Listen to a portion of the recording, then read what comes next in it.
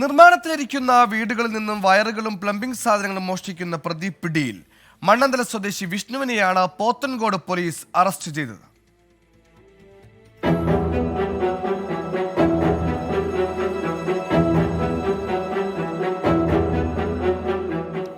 Pothencode police station പരിധിയിലെ 2 സ്ഥലങ്ങളിൽ നിന്നായി ലക്ഷക്കണക്കിന് രൂപയുടെ വയറുകളും പ്ലംബിംഗ് സാധനങ്ങളുമാണ് ഇയാൾ മോഷ്ടിച്ചത്.